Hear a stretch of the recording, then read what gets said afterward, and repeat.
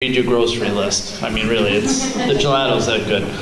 It's the fourth Thursday, and I believe September and October are the last two events. All right. Our next writer, is she in the room? There she is. Okay. Deb Broad is our next writer. She's an award-winning author of 8 novels and a number of short stories. Her novels include a private detective series featuring Quint McCauley, Heartstone, a contemporary Arthurian, I always give that up, I've said it before, Arthurian suspense novel, and most recently, Getting Sassy and Getting Lucky, which are capers in the Getting Even series. Tonight, she is reading from her novel in process called Getting Taken. She lives in St. Charles. Deb, please, come on up.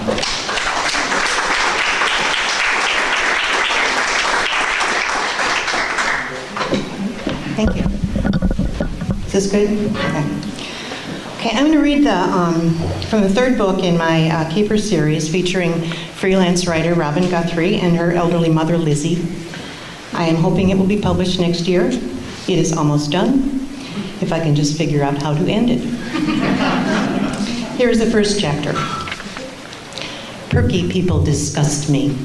My mother punctuated her statement with a sharp little nod and then presented me with her empty wine glass. Yeah, I added an inch of Chablis to the stemmed plastic goblet for the dregs of society. There's no need to be snide, Robin. I sighed. Whoever thought a sexiest senior contest at Dryden Manor was a good idea deserved this? I sure didn't. Eunice is perky, I said. She admits it. Probably thinks it makes her seem younger. Well, it doesn't. Besides, one shouldn't be perky at her age. She's at least as old as I am. She took a dainty sip of wine and licked the moisture from her upper lip. How can one be perky and sexy at the same time? I'm not sure it's possible. With a smug little smile, she eased back into a recliner. It's a popularity contest, Mom. You know it is. Well, she began, then let the thought die in the air. And around here, Mom, perky trumps feisty. The more accurate word would have been. She just nodded. Neither of us harbored any illusions regarding her popularity at Dryden Manor. It was virtually non-existent. I say virtually because Lionel Harkness, the winner of the male title for Sexiest Senior, was quite taken with her.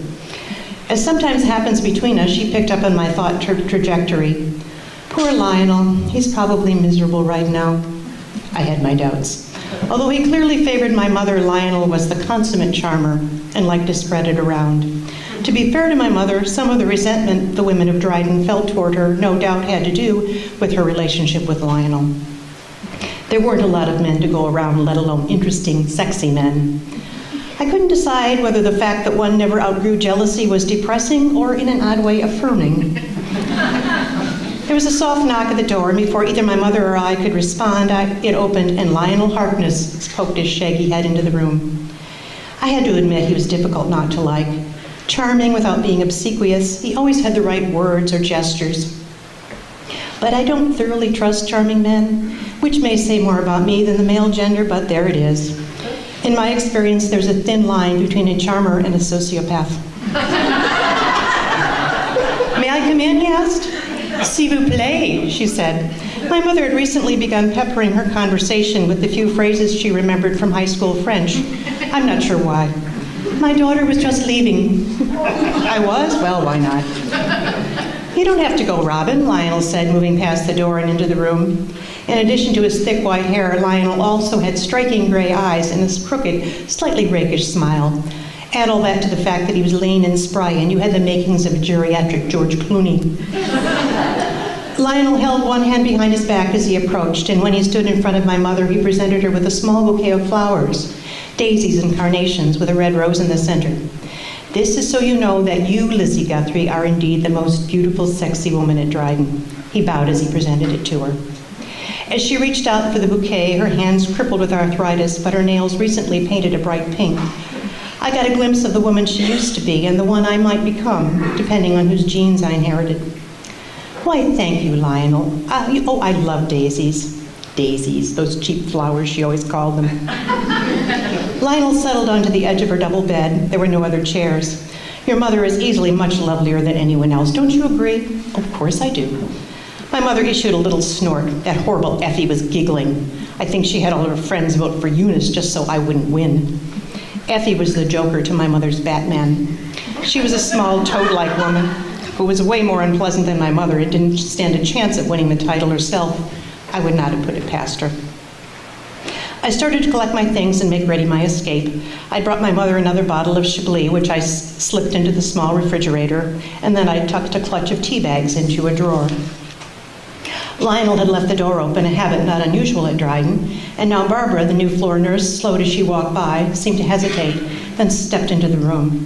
She was in her 50s, tall, with very short blonde hair and dark brows that stood out against her pale complexion, made even paler by a heavy layer of face powder, which never seemed to wear off. She reminded me of a mime, and I was always just a tiny bit surprised when she said something. My mother, who categorized people faster than an advertising executive, had pronounced her a sneaky person. "Congratulations, Lionel," Barbara said. Lionel glowed. My mother scowled. Then Barbara said to me, "I wonder if I could speak with you for a moment before you leave, Robin?" Sure. I'll be at the nurse's station." After she walked away, I lowered my voice and said to my mother, "Tell me you're not smoking in your room again." "Robin." From her wounded look, I assumed this meant that I'd hurt her feelings. When I didn't respond, she raised her brows and drew back. "Of course I'm not." "Watch her, Lionel," I said, only half joking. She tilted her chin, offering me her right cheek, indicating it was time for me to kiss her goodbye and be on my way. It wasn't a long walk to the nurse's station, but I had plenty of time to wonder what indiscretion of my mother's Barbara wanted to share with me. Since Mom had moved into Dryden a couple of years ago, there had been several instances where a nurse or administrator had brought some Lizzie stunt or behavior to my attention, and I sometimes felt like I was being called down to the principal's office. I found Barbara sitting at the desk at the nurse's station where they dispensed pills to the residents.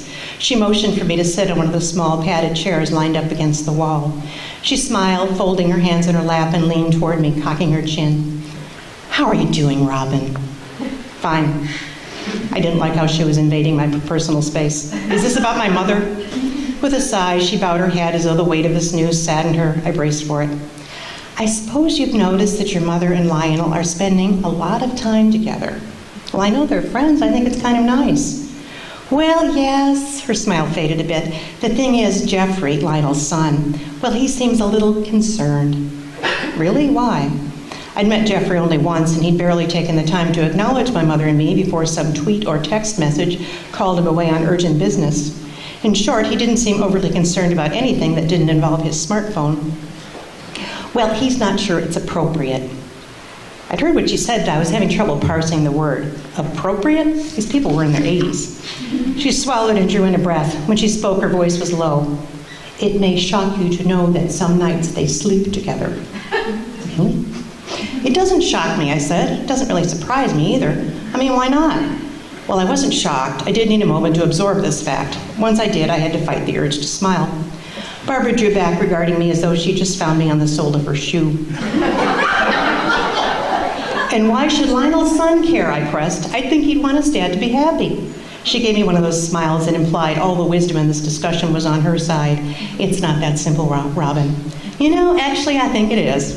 Jeffrey, Mr. Harkness, has concerns." "What, is he worried my mother's going to get pregnant?" For a moment, I thought she was going to bite me, but then she took in a deep breath and after releasing it said, "Well, of course not, but I know there's a rule against smoking in this room, but is there also one against sex? Is there a morals clause? Because if there is, it's not in the contract. My mother never would have signed such a contract." She blushed beneath her layer of powder, rendering her skin a washed-out shade of pink. "His heart isn't strong, but his mind is pretty sharp." "Reasonably, but then maybe you'd better let Lionel decide what's good for him." It had apparently not occurred to Barbara or to Jeffrey that they might simply be sleeping together without the sex. "If you could speak to your mother." "About what? If I talk to my mother about this at all, it's going to be find out what her secret is." Barbara watched me stand, her jaw clenched. Before fleeing her office, I said, "And don't you dare say anything about this to my mother." As I waited at the elevator, I took a moment to digest it all. Was I surprised? A little. Although maybe I shouldn't have been. It was clear that they cared for each other. And why should age temper their instincts? If anything, that ticking clock might give them a nudge. And then I found myself smiling. 3 months ago, my mother had started complaining about her twin mattress. It was too hard and she couldn't sleep on it. I replaced it at her request with a double bed. That little minx.